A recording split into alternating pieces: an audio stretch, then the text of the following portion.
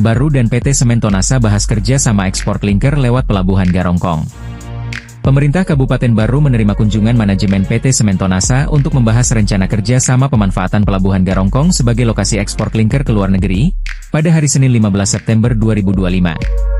Pertemuan berlangsung di ruang data kantor Bupati Baru, dipimpin Wakil Bupati Baru Abustan Andi Bintang, bersama PJ Sekda, jajaran OPD terkait, Perseroda Pelabuhan Nusantara Baru, dan manajemen PT Semen Tonasa. Wakil Bupati menyambut baik rencana kerjasama ini, mengingat Pelabuhan Garongkong memiliki kedalaman 16 hingga 18 meter, menjadikannya pelabuhan terdalam kedua di Indonesia yang sangat strategis untuk aktivitas ekspor dan bongkar muat industri semen.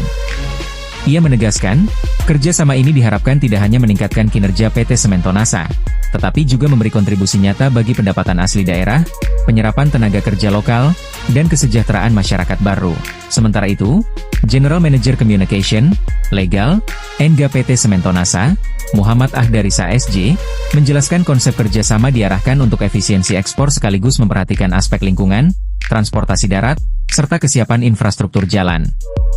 Diskusi juga menyinggung isu strategis, mulai dari dokumen lingkungan, kapasitas jalan, tata kelola kawasan hutan hingga perizinan alih fungsi lahan.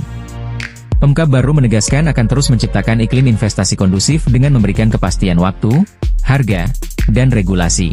Manajemen PT Semen Tonasa menyambut baik masukan tersebut dan berkomitmen membawa hasil pembahasan ke manajemen pusat.